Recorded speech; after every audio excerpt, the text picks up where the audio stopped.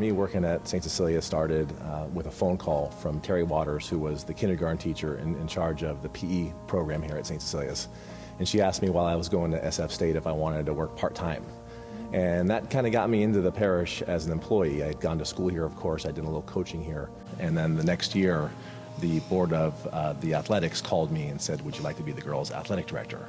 So then I assumed that role and took on various roles as a coach and then as an administrator, and it was a terrific experience. We had a 1966 Buick Special, and a lot of people called it the, what do they call it? Original SUV. The original SUV. We had nets in there, goalposts in there, soccer balls. Back then there was not really the email. That's not how you kind of send everything out. So we got a lot of our buddies that we grew up with, and they were the soccer officials. So a lot of guys that played the game, that went to like Holy Name and St. Brendan's and St. Stephen's. I was, our principal, the late Noreen Murphy, great woman, brought me into her office one day and said, I just hired a guy named John Mulkerrins as the 7th and 8th grade math teacher. And I said, oh, that's great. That's really good. And being the selfish person I am as an athletic director, I asked her, does he coach? Can he coach basketball? And she looked at me and said, I don't know, he's really Irish. He's got a tremendous passion for soccer. I go, oh, okay. But then that little red flag for me.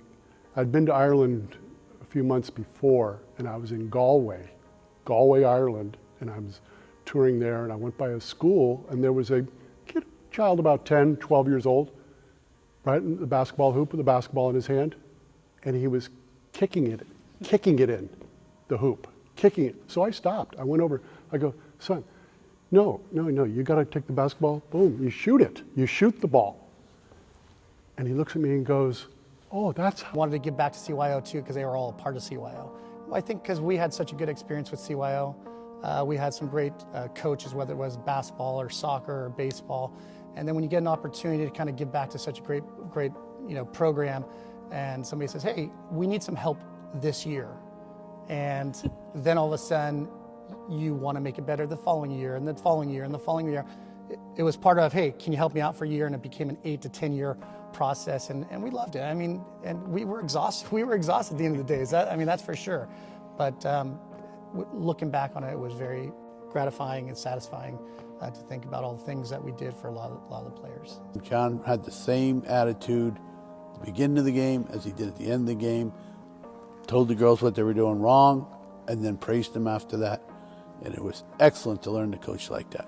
He would tell the girls, he goes, you are basketball players. This is a basketball team.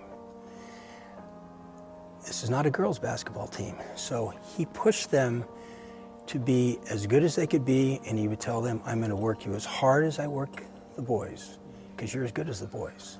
John and Mike, I just want to say I'm honored to be your friend, and I'm honored that you asked me to do this for you.